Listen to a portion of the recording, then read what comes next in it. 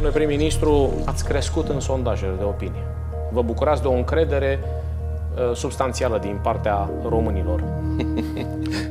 Domnul Radu. Ciucă, premierul României. Acesta este motivul pentru care generalul Ciucă are un renume fantastic. A fost în teatre de operațiuni, a fost rănit generalul Ciucă. De acolo a pornit, de la bătălia de la Nasiria, unde a condus acest batalion Scorpionii. Marcel Ciolacu aruncă bomba în direct la România TV în această seară. Șeful PSD demască abuzurile cu care i-a prins pe reziști. Liderul PSD va fi în direct. Invitatul meu este domnul Lucian Bode, ministru de interne. Bună seara! Mulțumesc foarte mult și pentru bujori. Sper să fie... Da, vă mulțumesc. Da, foarte frumos. Scurtă pauză de publicitate. Astfel de imagini, pe care ne-am obișnuit să le vedem seară de seară la televizor, sintetizează una dintre cele mai mari probleme cu care se confruntă societatea românească. Frăția dintre jurnaliști și politicieni. Vă doresc succes și Vă mulțumesc. sper să reușiți. O relație în care granițele dintre cele două tabere s-au șters treptat, rolurile au devenit tot mai neclare, iar misiunea presei s-a pierdut pe drum. Poate lumina va veni în această seară de la invitata mea, Gabriela Firea. Pentru că de fiecare dată a dat dovadă de onestitate. Să începem legile puterii. Sunt Alexandra Păcuratu. Marile subiecte sunt ocolite pentru a nu supăra puterea. Jurnaliștii sunt plătiți cu bani veniți direct de la partid, iar politicienii sunt lingușiți în loc să fie chestionați. Aș vrea să le spuneți în această seară românilor tot ceea ce s-a întâmplat. Cine sunt aceste rețele manipulatoare? Ce au făcut dovezile furtului? Pur și simplu planul acestei propagande mincinoase pentru a o distruge, pentru a o discredita pe Gabriela Firea. Această situație anormală reprezintă un pericol pentru orice stat democratic, pentru că într-o democrație funcțională, presa și politicul trebuie să fie mereu pe baricade diferite. Explicat pe scurt, politicienii sunt cei pe care îi alegem să administreze țara în numele nostru. Însă, odată aleși, între noi și ei se trasează inevitabil o linie imaginară care separă cele două tabere. Unii rămân doar cetățeni, alții devin demnitari cu funcții înalte și puteri pe măsură. Pentru a nu abuza de puterea pe care le-am oferit-o, noi, cetățenii, avem nevoie de mecanisme de control, iar unul dintre cele mai importante este presa. Jurnaliștii sunt cei care trebuie să urmărească activitatea politicienilor și să-i chestioneze în numele nostru.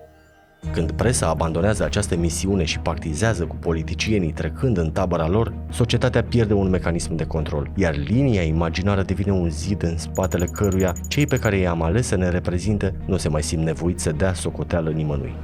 Pactul pe care cea mai mare parte a presei din România l-a făcut cu partidele politice este parafat cu milioane de euro pe an, iar banii sunt plătiți chiar de noi. Pe scurt, partidele politice iau bani publici și îi direcționează către entitățile de presă care devin obediente. Ce v-au făcut? Ce în minciuni au alte spus despre medii, dumneavoastră? toate cu dorința de discreditare. La originea acestei relații financiare dintre presă și partide stau campaniile electorale. Pe vremuri, partidele alocau bani pentru reclame de campanie pe care ziarele și televiziunile le delimitau foarte clar de restul conținutului. Tinerii trebuie să joace un rol important în politică și să lupte pentru un viitor mai bun. În Europa, fără poporul tău, ești nimeni sau ești o slugă.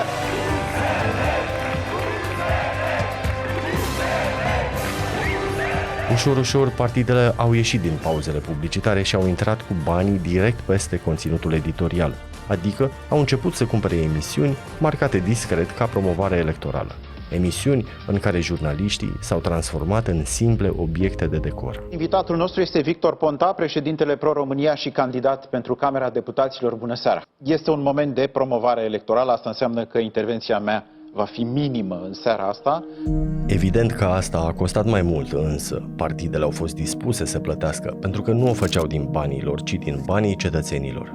Legea le acordă partidelor sume consistente de la bugetul de stat pentru a-și finanța campaniile electorale. În total, în ultimele 4 campanii, desfășurate în 2019 și 2020, partidele au plătit către presă peste 22 de milioane de euro. Partidele și autoritatea electorală permanentă fac publice sumele cheltuite în campaniile electorale, dar nu spun câți bani a primit de la partid fiecare instituție de presă în parte.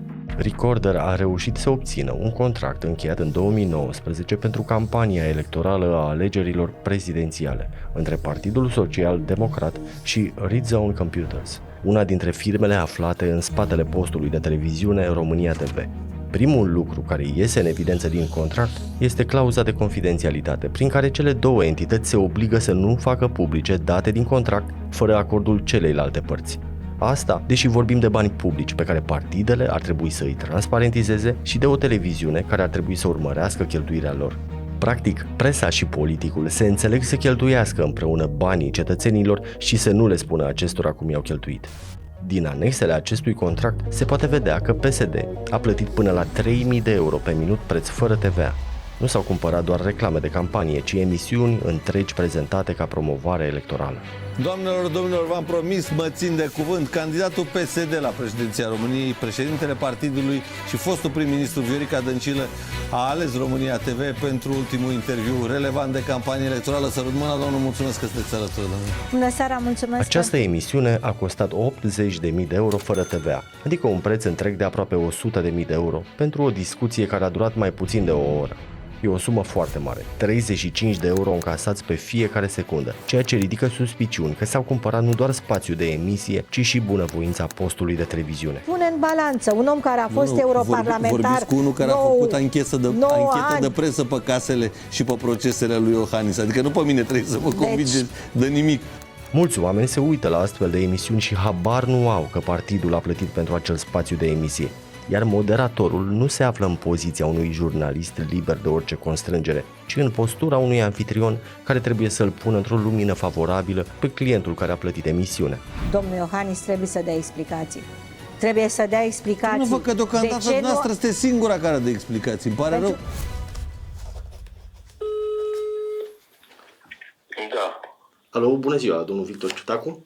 Da. Bună ziua, Victor Ilie mă numesc, sunt reporter la Recorder. Vă deranjez pentru că lucrăm la un material video despre finanțarea presei cu bani de la partide și voiam să vă întrebăm dacă, nu știu, credeți că mai puteți să faceți jurnalism obiectiv atâta vreme cât instituția de presă la care lucrați e finanțată de partidele politice? Aveți dumneavoastră o hârtie la mână că instituția la care lucrez e finanțată de partide politice, eu nu sunt implicat în partea comercială a postului și pot să vă spun în esență că pe mine nu mă încurcă cu absolut nimic, nici finanțarea, nici lipsa de finanțare din partea oricărui partid politic. Păi, de pildă avem un contract între România TV și PSD care se referă fix la o emisiune moderată de dumneavoastră cu fostul premier Viorica Dăncilă. Emisiunea a costat 100.000 de euro. Voiam să vă întrebăm de pildă despre această emisiune. Numai noutăți aflu de la dumneavoastră. Eu n-am cunoștință despre finanțarea unei emisiuni a mea cu Viorica Dăncilă de către PSD. În momentul în care intrați în direct cu un astfel de invitat și vedeți că pe ecran apare dezbatere electorală, nu vă schimbați comportamentul? Nu, eu nu mi-am schimbat comportamentul în 25 de ani de presă, aproape 27, dacă nu mă înșel. E foarte greu să cred că mi-aș putea schimba, fie că am invitat pe doamna Dăncilă sau cel premier din țara românească. Nu mă influențează cu absolut nimic și nu cunosc de desubturi și una dintre condițiile pe care le pun în orice post de televiziune pe care lucrez și n-am lucrat multe, este să nu fiu informat, să nu fiu părtaș la nicio poveste comercială a trustului. Singurul lucru comercial care mă interesează pe mine este contractul meu și punct. Cu alte cuvinte, ca să trag o concluzie, nu vedeți o problemă în faptul că partidele finanțează presa cu bani publici? Nu văd nicio problemă în faptul că statul, în general, într-o perioadă grea pentru presă, pune un ban ca să nu se desfințeze o anumită meserie și o anumită ocupație. Practic, noi nu știm câți bani ajung la România TV din vistieria PSD. Dar nu e problema dumneavoastră, este o prăvălie privată, stimați. E problema publicului. E important ca publicul să știe cine finanțează o televiziune. Poate publicul dumneavoastră vrea să știe. Și e foarte bine că îl țineți la curent. Și al dumneavoastră credeți că nu vrea să știe câți bani intră de la PSD în conturile... Dar știți dumneavoastră ce vrea publicul meu. Păi vă întreb, credeți că nu vrea să știe? Eu nu sunt foarte lămurit de ce vrea publicul meu. Îmi pare că vrea să mă vadă pe mine la televizor într-un număr din ce în ce mai mare. Și mă străduiesc să o fac să-i țin la televizor. Suspiciunea conform căreia partidele nu cumpără doar servicii electorale în schimbul acestor sume devine și mai puternică după ce ne uităm pe anexa 3 a contractului obținut de Recorder. Aici apare o sumă de 69.000 de euro fără TVA pentru transmiterea unei conferințe de presă susținută de Viorica Dăncilă. Este o plată cel puțin suspectă pentru că o televiziune de știri participă oricum la o conferință de presă a unui candidat intrat în turul 2 pentru prezidențiale. Cred și acum că este necesară o dezbatere. E absurd ca partidul să plătească pentru o astfel de transmisiune, pentru că televiziunile ar fi fost prezente oricum. Marcajul dezbatere electorală a apărut și la alte televiziuni care au difuzat conferința de presă, ceea ce sugerează că nu doar RTV a încasat bani de la partid pentru difuzarea acestui moment. Indiferent dacă presa te apreciază sau dacă îți este ostilă, eu cred că trebuie să ai o abordare corectă față de presă. Modul de funcționare din campaniile electorale în care partidele plătesc presa, iar televiziunile execută, a început să le placă politicienilor, dar și ziariștilor. În mod firesc, aceștia au dorit să extindă relația de subordonare și în afara campaniilor, iar momentul care a făcut posibil acest lucru s-a petrecut în 2018. Partidele își rotunjesc substanțial veniturile din bugetul generos al statului. Din această lună primesc mai mulți bani pentru că s-a modificat legea de finanțare. Subvențiile pe care statul le plătește lunar partidelor politice au crescut constant. În acel an, majoritatea parlamentară condusă de Liviu Dragnea a crescut în mod semnificativ subvențiile partidelor parlamentare. E vorba de banii pe care partidele îi primesc lunar de la bugetul de stat și care au devenit dintr-o dată atât de mulți încât au deschis noi oportunități. Și pentru că legea spune că banii din subvenții pot fi cheltuiți și pentru presă și propagandă, fără a stabili o limită, partidele au început să aloce sume uriașe către trusturile de presă, nu doar în campanii, ci lună de lună. Rezultatul, cele mai importante talk show-uri s-au transformat în portavoci ale politicienilor. Marcel Ciolacu intervine cu măsuri de urgență. Difuzăm chiar în acest moment răspunsul liderului PSD la atacurile din ultima vreme. Liderul PSD demască abuzurile și jaful noului regim. Ciolacu spune tot în această seară. Șeful PSD demască abuzurile cu care i-a prins pe reziști. Marcel Ciolacu aruncă bomba în direct la România TV în această seară. În ultimii 4 ani, partidele parlamentare au avut alocări din subvenții de aproape 1 miliard de lei, adică 200 de milioane de euro, din care o parte considerabilă a mers către presă. În primul rând, mulțumesc mult pentru vizită. Atât presa cât și partidele au dorit să ascundă aceste contracte, refuzând constant să facă publice sumele și destinația lor, deși era vorba de bani de la bugetul de stat. O organizație civică a deschis chiar un proces pe această temă. Noi, la o organizație pe care o reprezint, la Centrul pentru Inovare Publică, ne judecăm în acest moment cu partidele parlamentare pentru că au refuzat să ne spună cum au cheltuit banii ca lista de contracte pe care le-au făcut din bani publici. Și pentru că doar USR ne-a răspuns, a trebuit să-i dăm în judecată pe toți ceilalți. Cu unii am câștigat, cu ăștia mai mici, dar de la peștii mari, ca să zic așa, de la PSD și PNL, încă n-am obținut informațiile. Pentru că un proces de acces la informații în România durează câțiva ani. Jurnalistul Cristian Andrei de la Europa Liberă a fost unul dintre puținii oameni din presă care, în ultimii ani, s-a încăpățânat să urmărească acest subiect, să pună presiune pe partide și să le explice oamenilor consecințele.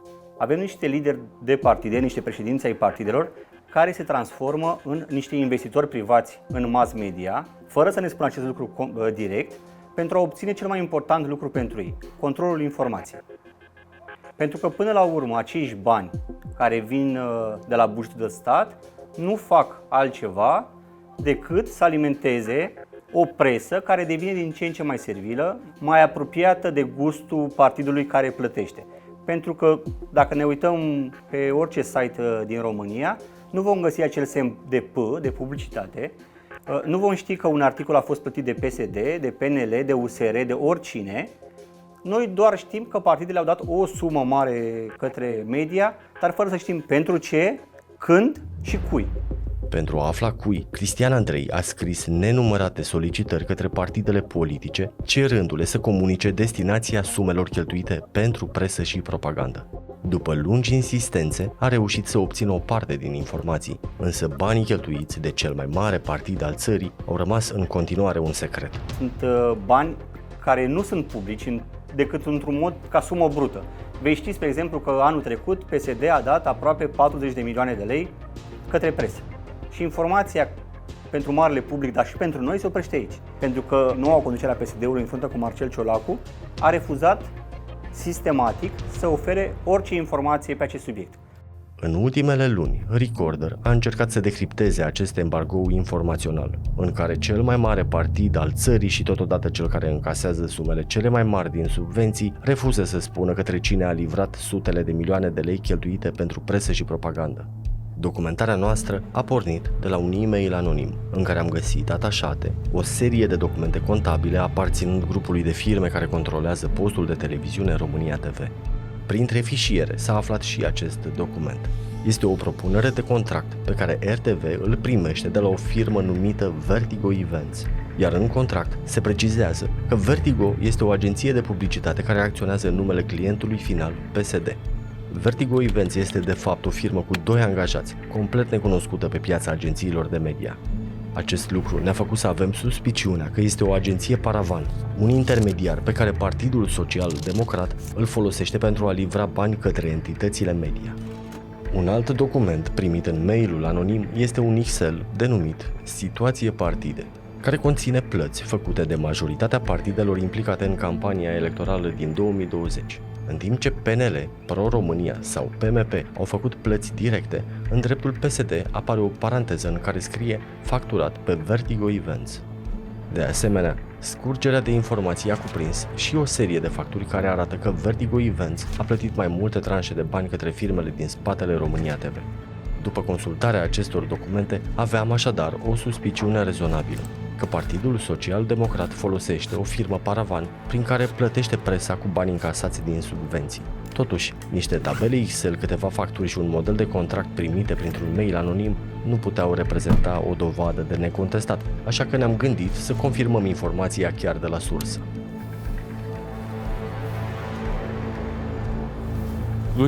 2.10, probă de microfon, am văzut și la televiziune. Am mers în biroul lui Marcel Ciolacu, președintele PSD, pentru a afla care este traseul banilor pe care partidele îi iau de la bugetul de stat și îi dau mai departe către presă. Aveau contracte cu agenții de media. Știți suma, știți modul în care este cheltuită, este o sumă controlată. Este o sumă controlată de către toate instituțiile statului. În cazul în care e cheltuită ilegal, automat se rambursează statului aceeași sumă. Aveți o problemă uriașă de transparență. Din punctul meu de vedere și al avocaților, ar trebui să ne dea acces la aceste la sumele aceste defalcate. informații. Da, unde se duc banii, da. Aici că nu înțelegeam ce anume. Doriți să știți sumele defalcate pe fiecare site în parte, pe fiecare entitate de presă. Publice, da. O să abordez cu avocații și, în primul rând, cu cei de la agențiile de publicitate, dacă au vreo problemă, fiindcă nu eu trebuie să fac public. Agențiile de publicitate vă dau dumneavoastră voie să faceți publice niște destinația unor sume din bani publici. Haideți să vedem lucrurile într-o logică comercială. Nu, vedem în logica transparenței. Am înțeles. Deci transparent este. Știm ce sumă este alocată direct. E vorba despre o sumă foarte mare din bani publici. Refuzați să spuneți unde se duc acei bani publici. Eu nu refuz. Eu am un contract cu o agenție. Eu trebuie să am un contract de confidențialitate. Nu are cum să fie confidențial dacă e din bani publici. Nu are cum. Avem așadar confirmarea că PSD folosește niște intermediari în relația financiară cu trusturile de presă și avem și motivul pentru care aplică această metodă. Pentru a putea ascunde numele redacțiilor care primesc bani invocând secretul comercial. Eu trebuie să am o discuție cu agenția, să detaliem, să vedem dacă încalc eu vreun contract comercial cerându-le acest lucru, să-l fac public sau nu îl încalc. Nu, dar dumneavoastră înțeleg că vă pasă mai mult de relația cu agențiile decât de relația cu cetățenii ai căror bani cheltuiți. Mie îmi pasă cel mai mult ca să nu răspund penal sau comercial divulgând un secret sau încălcând un contract comercial. Practic, PSD virează sume uriașe în conturile unor intermediari și ne spune că nu poate dezvălui unde se duc banii mai departe fără acordul acestor intermediari. Însă, această ischivă nu mai poate continua când președintele partidului e presat să dezvăluie măcar numele intermediarilor. Agențiile sunt publice care lucrăm anumite Puteți să ne lucruri. spuneți unde se află? Nu știu, cred că la EP, nu la... Nu-mi cereți detalii. Haide, credeți. Pentru că nu, dacă... Dumneavoastră ați ascuns, inclusiv Eu n-am ascuns nimic. numele celor cu care ați avut contract. Nu se știu public. Nu, presupun că sunt din raportările pe care le facem la EP și acolo ar trebui să respecte... Eu nu cred... E vreo încălcare a legii. PSD încalcă legea 544 privind liberul acces la informații de interes public pentru că refuză să răspundă la solicitările presei pe acest subiect și secretizează cheltuirea unor bani publici. Până la urmă, am smuls de la Marcel Ciolacu numele unor intermediari prin care PSD achită bani către trusturile media. Mi se pare că două agenții în acest moment cu care funcționăm, care s-a mai... Una... Dar una e, nu știu, media, nu știu cum, și Vertigo. Amândouă, una Vertigo, i-am cunoscut când am devenit președintele partidului, ei mai lucrând cu alți doi președinți, și în media încercând o altă... Așadar, președintele PSD ne-a confirmat că firma Vertigo, pe care am găsit-o cu mai multe plăți în contabilitatea trustului România TV, livrează bani în numele partidului pe care îl conduce.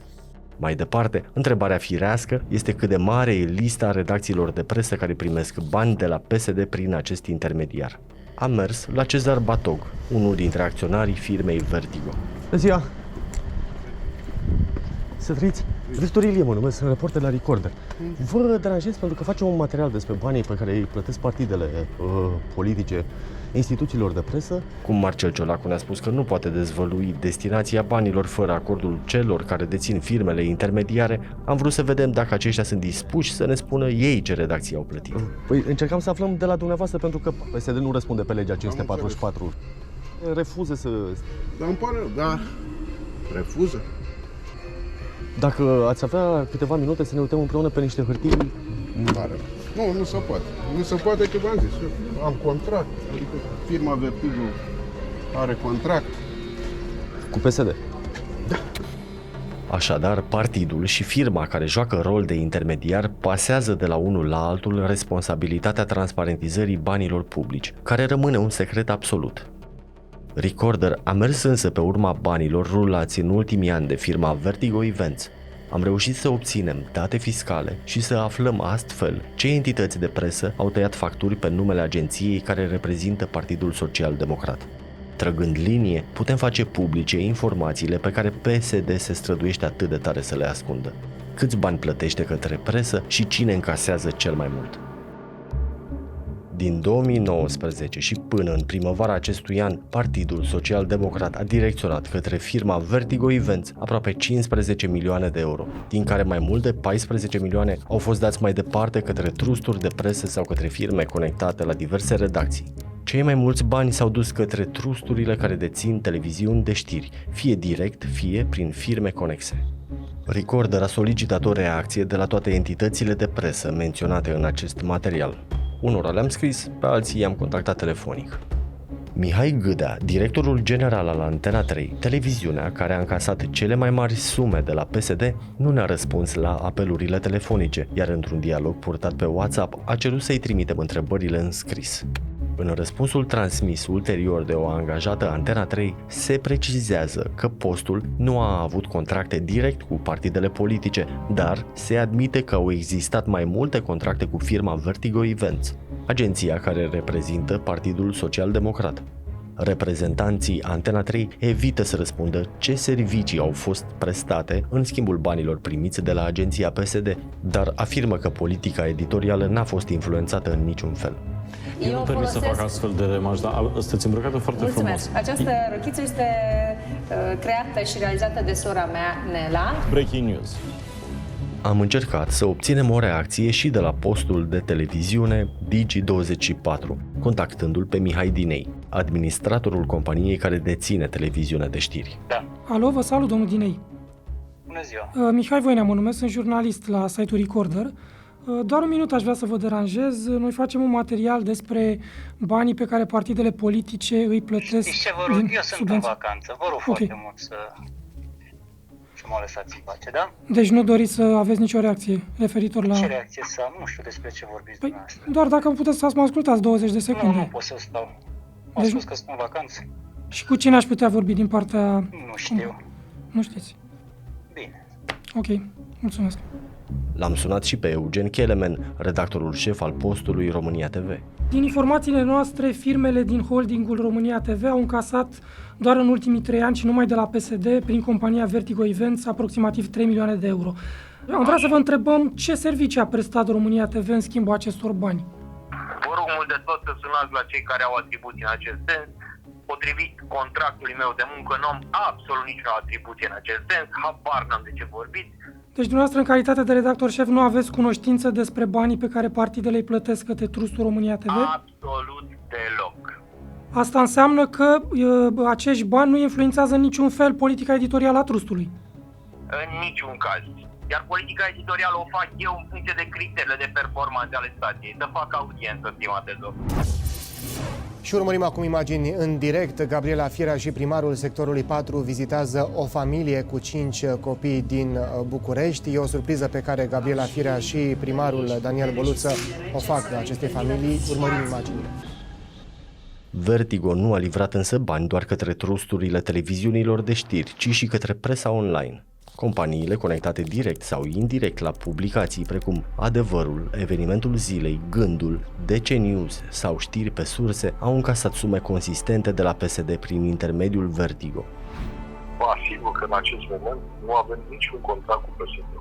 Cu firma Vertigo, care reprezintă PSD, în ultimii 3 ani, nu ați avut niciun contract cu firma Vertigo? Doamne, deja sunt informații care țin de administrația noastră. Sunteți și noastră de unde aveți bani acolo pentru plata asta la Nicola? În cea mai mare parte din donațiile cititorilor. Vedeți cu donații, cu chestia asta și ce ați făcut pentru donațiile cititorilor? Păi am făcut materiale de presă și oamenii au donat de bunăvoie. Da, și la noi sunt materiale de presă, dar chestiunea asta... Ok, doar că la dumneavoastră banii luați de la oameni au fost luați de partide și dați către dumneavoastră, fără ca oamenii să fie de acord și fără să știe. N-aveți nicio informație în acest sens. Ok, asta e părerea dumneavoastră. N-aveți nicio informație în acest sens. Deci, vedeți, un succes în continuare. Alo? Alo, bună ziua, domnul Burci? Da. Bună ziua, Victor Ilie mă numesc, sunt reporter la Recorder. Vă deranjez pentru că facem un material despre finanțarea presei cu bani de la partide și aș avea câteva întrebări în legătură cu adevărul, cu publicații. Habar n-am eu că nu mă ocup de zi cu zi, vorbiți cu Cristi Stancu. Alo? Alo, bună ziua, domnul Cristian Stancu? Da? Bună ziua, Victor Ilie mă numesc, sunt reporter la Recorder. Vă deranjez pentru că facem un material despre banii partidelor politice care ajung la presă. Am și o rugăminte, eu sunt în concediu acum. Spun de asta, lasă-mă până mă întorc miercuri seara, da? Bine. Aștept de la dumneavoastră un răspuns. Cristi Stancu, directorul general al Adevărul Holding, nu ne-a mai răspuns la telefon în ziua pe care ne-a indicat-o. Abonatul nu răspunde. Vă rugăm, Nu vom afla niciodată ce s-a întâmplat cu banii de la PSD. Lista de publicații online care au încasat bani de la intermediarul PSD este însă mult mai lungă. Cel mai mare partid al țării pare să fie împărțit bani oricui a fost dispus să primească. În cazul unor publicații, suma primită de la partid este aceeași lună de lună, ceea ce duce cu gândul la un tip de taxă de protecție sau de fidelizare pe care partidul o plătește unor jurnaliști. Alo, bună ziua, domnul Sabin Orcan? Da. Bună ziua, Victor Ilie mă numesc, sunt reporter la Recorder. Vă deranjez pentru că facem un material video despre finanțarea presei cu bani de la partide și aș vrea să ne acordați câteva minute. Practic, nu știu despre ce vorba, nu mă interesează subiectul. conform datelor noastre, Newsweek primește de la PSD, Ok. Nu vreau să apar la Recorder și niciunde altundeva. Nu am ce să comentez, nu mă interesează subiectul. O să apăreți și tocmai de asta vă sun să vă dau dreptul la replică. Luați 3.000 de euro pe lună de la PSD prin firma Vertigo Events? Nu mă interesează subiectul, ți-am spus, nu comentez, nu mă interesează subiectul, nu mă interesează acest subiect, te rog. Păi pentru ce luați 3.000 de euro pe lună? Deci chiar nu mă interesează subiectul, ți-am spus, nu vreau să comentez, da? Zi bună. Sunt bani publici. Am încercat să aflăm de la Marcel Ciolacu ce primește partidul în schimbul acestor tranșe lunare. Liderul PSD a negat existența unor plăți de tip abonament, însă informațiile financiare obținute de Recorder îl contrazic. Eu am un contract cu agenție. Agenția respectivă, în funcție de ce doresc eu să promovez, are mai departe contracte cu site-uri, cu social media și așa mai departe. Ei nu cheltuie cu anumite instituții lunar aceeași sumă, în funcție de adresabilitatea pe care mi-o doresc eu și partidul pe care îl reprezint. Știți acest lucru sau e o presupunere? Nu știu acest lucru, pentru că e în funcție de cum vrem să promovăm. Vrem să promovăm, nu e ceva constant. Președinte al Partidului Social-Democrat. Domnul președinte Marcel Ciolacu, toată lumea se întreabă dacă va cădea sau nu guvern. PSD-ul a avut un rol foarte important pe președintele Partidului Social-Democrat. Domnule, suntem în biroul președintelui Partidului Social-Democrat, domnul Marcel Ciolacu. Bună seara, domnul președinte, mulțumesc. Bună seara. Marcel Ciolacu va spune ce va face PSD pentru ca românii să treacă cu bine peste frigul și foamea care se prefigurează la iarnă. Aflați azi, la ora 21, la Legile Puterii, cu Alexandra Păcuraru, o emisiune esențială. Ne întoarcem pe traseul banilor pentru că firma Vertigo Events nu este singura care joacă rol de intermediar între un partid și trusturile de presă. În interviul acordat Recorder, Marcel Ciolacu mai menționează un nume. Una e, nu știu, Media, nu știu cum, și Vertigo. Media, nu mai știu cum, este de fapt All Media Company, o agenție de publicitate care lucrează cu mai multe partide politice. PSD o folosește în unele tranzacții pentru a face și mai greu de urmărit banii pe care îi livrează către presă, trecându-i prin conturile a doi intermediari. Alte partide plătesc direct către All Media, iar All Media dă banii mai departe către trusturile de presă. Însă partidele au un mare avantaj când folosesc această agenție. Spre deosebire de Vertigo, care lucrează cu un singur partid și nu are alte activități tipice unei agenții de publicitate, All Media lucrează cu mai multe partide și pe lângă rolul de intermediar face și vânzare de reclame comerciale. Asta înseamnă că dacă All Media virează o sumă de bani către o televiziune de știri, e greu de stabilit fără a avea acces la toate contractele propriu-zise, dacă e vorba de reclame la detergenți sau de bani pentru presă și propagandă din partea unui partid politic. Așa se explică aparenta anomalie din această imagine, unde din firma All Media ies mai mulți bani decât intră de la partide, pentru că All Media rulează și bani din reclame. În fața acestor încrengături prin care partidele și trusturile de presă ascund cheltuirea banilor publici folosind intermediari care le permit să invoce secretul comercial, nu ne rămâne decât să căutăm indicii în datele la care avem totuși acces. Veniturile firmei All Media explodează în anul 2019, adică exact în momentul în care partidele politice au început să cheltuiască sume uriașe pentru presă și propagandă. De asemenea, evoluția tranzacțiilor dintre All Media și televiziunile de știri este și ea influențată de această bornă.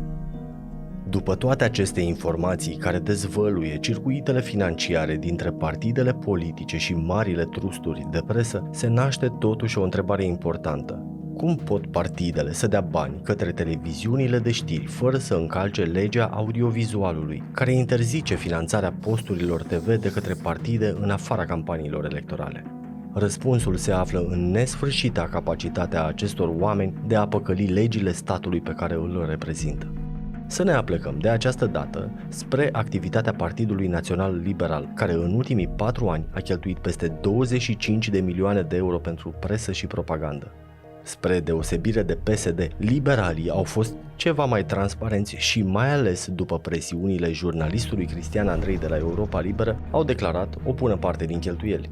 Organizația civică Expert Forum a centralizat aceste date, din care se poate vedea că PNL este un partid generos cu multe redacții de presă.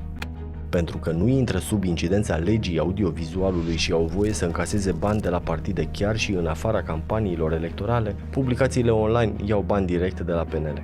Televiziunile, în schimb, folosesc firme paravan pentru a putea lua bani de la partide în afara campaniilor electorale. Astfel, fentează legea audiovizualului și nu riscă să-și piardă licența de emisie. B1 TV încasează bani prin Anchor Media, firma care deține site-ul televiziunii, în timp ce licența de emisie se află pe altă firmă. Realitatea Plus încasează printr-o firmă deținută de soția patronului Maricel Păcuraru, iar România TV aplică o schemă și mai elaborată. Partidele plătesc către firma Stalex PR, deținută de un prieten al lui Sebastian Ghiță, patronul din umbră al RTV. Apoi, Stalex dă banii mai departe către firme din trust, altele decât cea care deține licența de emisie. Rizone Creative este o firmă de producție, iar RTV Properties Management deține site-ul România TV. Această suveică face ca banii să fie greu de urmărit și complică orice încercare de a stabili cu exactitate sumele pe care PNL le-a plătit către RTV pe parcursul ultimilor ani. Informațiile există doar în contractele dintre entitățile implicate, care sunt ținute la secret și protejate cu clauze de confidențialitate. Iar scopul acestei secretizări nu este doar acela de a ascunde sumele. De fapt, în contractele dintre partide și presă mai există o zonă de informații sensibile. Ce servicii prestează trusturile media în schimbul banilor primiți în afara campaniilor electorale? În mailul anonim care ne-a furnizat mai multe documente din interiorul trustului România TV s-a regăsit și un contract care întărește o suspiciune tot mai răspândită. Că în contracte se află servicii fictive sau mult supraevaluate, iar banii sunt, de fapt, o șpagă mascată plătită de partide pentru a avea presă favorabilă.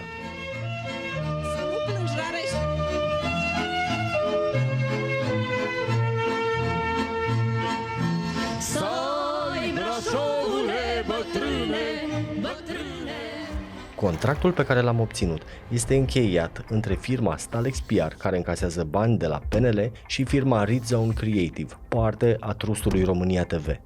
Este datat august 2019 și are ca obiect producția unor materiale audiovizuale detaliate în 2 anexe. Pe scurt, e vorba de 13 clipuri video cu discursurile unor lideri PNL, 9 de la un congres al partidului și 4 de la alte 2 întruniri de partid. Fiecare clip este facturat cu suma de 5.000 de euro, ceea ce înseamnă un total de 65.000 de euro fără TVA. Numai că, după cum se poate vedea pe contul de YouTube al PNL, partidul a realizat propriile filmări de la aceste evenimente, pe care le-a transmis live pe internet, pentru a putea fi preluate gratuit de orice redacție de presă. Ulterior, pe conturile de social media ale PNL sunt postate și fragmente cu discursurile unor lideri ai partidului. Pentru orice ales local al PSD, nu au ce căuta în PNL! Sau ale președintelui Iohannis, exact cele specificate în anexa contractului cu firma din trustul România TV. PSD a produs cea mai dezastroasă guvernare de la Revoluție încoace. Rușine! Însă e absurd ca PNL să fi plătit unei firme de producție suma de 5.000 de euro pentru fiecare dintre aceste clipuri, a căror producție ar fi putut însemna doar câteva tăieturi de montaj, nici de cum filmări, muzică și efecte vizuale, așa cum se menționează în contract. Mai mult, printre documentele obținute de Recorder se află și un proces verbal, conform căruia producțiile au fost predate beneficiarului pe data de 30 septembrie, iar PNL a postat clipurile pe internet înainte de această dată, ceea ce sugerează faptul că serviciile de producție video din contract sunt fictive, banii fiind plătiți pentru alte scopuri. Sunt sute de astfel de contracte între partide și trusturi de presă care învârt milioane de euro din bani publici și despre care nu se știe ce tip de servicii conțin, adică ce s-a prestat concret în schimbul banilor. Recorder a intrat în posesia mai multor facturi dintre firma Vertigo, agenția prin care PSD livrează bani către presă, și firma RTV Properties Management, care deține site-ul România TV. Pe facturi scrie servicii online, o exprimare suficient de vagă pentru a putea ascunde orice. Cert este că și PSD folosește aceeași strategie prin care și PNL fentează legea audiovizualului. Ocolește firma care deține licența de emisie și plătește către altă firmă din același trust. O televiziune, România TV de pildă, e un holding de companii. Una dintre companii deține licența de televiziune și e ilegal să faci plăți către acea... O secundă, doar să vă relatez această situație. Plățile către firma care deține licența de emisie sunt ilegale, însă plățile au loc către firme surori, practic, pentru alte. Eu vă spun cu certitudine că eu nu plătesc televiziuni. Eu nu am solicitat niciodată nimănui să facă o plată către televiziuni. Nu e un lucru categoric. Ce se întâmplă la holdingurile lor? Eu am un singur holding, se numește PSD, e transparent. Avem așadar niște partide care eludează legea și niște politicieni care se fac că nu înțeleg cum funcționează schema de eludare pe care chiar ei au creat-o. De ce plătește un partid către un site al unei televiziuni 100.000 de euro pe lună? Oare pentru că legea audiovizuală îți interzice să plătești direct la televiziune? Dacă plătești în același grup, oare influențezi și televiziunea? La mine e o întrebare retorică, din punctul meu de vedere răspunsul e clar. Sigur că nu pot să dovedesc asta, dar dacă am avea niște informații detaliate, dacă am vedea ce spune în contract, am putea să avem niște răspunsuri mult mai concrete și să ne dăm seama dacă informația pe care ne-o livrează nouă televiziunile, care rămân principalul vehicul de informare pentru majoritatea cetățenilor, deci dacă această informație este viciată de banii publici pe care îi dăm partidelor politice sau nu. Adevărul este că nimeni nu poate spune cu precizie pentru ce plătesc partidele toți acești bani către presă, deși toată lumea intuiește. În total, se adună milioane de euro în fiecare an, banii publici cheltuiți prin aceste încărengături confuze și dubioase. Partidele politice dau atât de mulți bani către presă încât au ajuns să rivalizeze cu marile corporații. Numai că atunci când corporațiile dau bani către trusturile de presă, știm pentru ce plătesc, pentru că le vedem reclamele la televizor. Când partidele dau sume comparabile, plutim cu toții într-o mlaștină de mistere și suspiciuni. Și cel mai grav este că liderii acestor partide sunt incapabili să explice în mod coerent pentru ce plătesc aceste sume uriașe de bani. Ceea ce mă privește pe mine, și aici vreau să spun foarte clar, niciodată n-am pus nicio altă condiție decât condiție de reflectare obiectivă a activității Partidului Național Liberal în pre-campanie și în campanie. Practic ați plătit pentru obiectivitate? Înțeleg bine? Da. Pe mine m-a interesat să avem, practic, evenimentele transmise, declarațiile de presă, comunicatele de presă pe care le-am transmis. Și dacă nu ați fi plătit, nu ar fi apărut? Pe vremea PSD-ului? Alu Dragnea? Ludovic Orban a condus Partidul Național Liberal din 2017 până în 2021 și a prins începutul epocii de aur a prieteniei dintre partide și mass media. Bună seara, doamnelor și domnilor, promisiunea e promisiune. Premierul României, domnul Ludovic Orban, este în studioul Punctului Culminant alături de mine. Bună seara, domnule prim-ministru, și mulțumesc că ați acceptat. Florin Câțu, cel care i-a urmat în funcție, și Nicolae Ciucă, actualul președinte al PNL, au refuzat un dialog despre cheltuirea subvențiilor. Domnul Radu. Revenim la Marcel Ciolacu, președintele PSD, care s-a străduit să ne explice pentru ce plătește bani către presă. În lege scrie propagandă politică. De fapt, este promovarea fiecare partid are anumite politici publice. Și testezi și îți promovezi politicile publice ale partidului. Vii cu o politică publică pe care vrei, în primul rând, o testezi. Împăduriri. Vezi, targetarea trebuie să o găsești corespunzătoare și atunci apelezi la agenții. Automat agenția îți face un raport cu feedback-ul, cu răspunsuri, cu anumite ce au scris pe site-uri, cei care au citit, e bine, e rău. Mi se pare, din ce știu eu, din ce citesc, erau pro și contra. E normală nu ai cum să testezi dacă ce gândești tu este pe așteptările românilor. Am testat, toate le-am testat.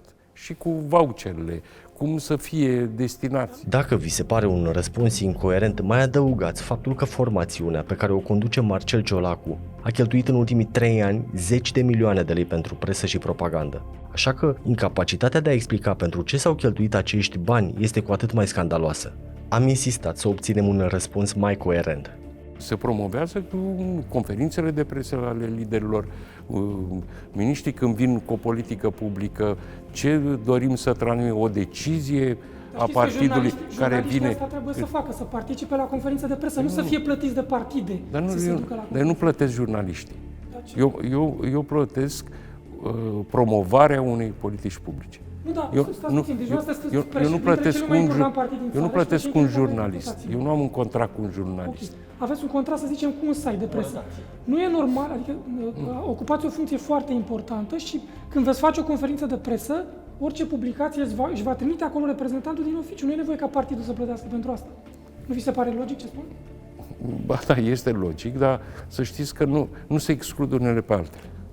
Fiindcă este normal să-mi doresc să apară targetat mesajul meu, să-mi apară targetat în funcție de adresabilitatea politicii publice. Asta înseamnă, dacă îmi dați voie, că interveniți în politica editorială a acelei publicații.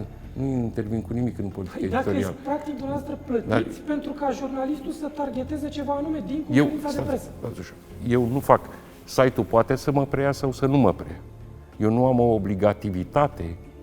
Eu nu am, prin contractul meu cu agenția, eu nu oblig agenția să oblige un jurnalist sau un site să-mi promoveze mie. Fiindcă dumneavoastră credeți că dacă eu spun o tâmpenie, mi-o preia vreun site acea tâmpenie undeva? Nu cred acest lucru. Nu, dar nu e clar pentru ce plătiți, asta nu e clar. Rămâne foarte foarte.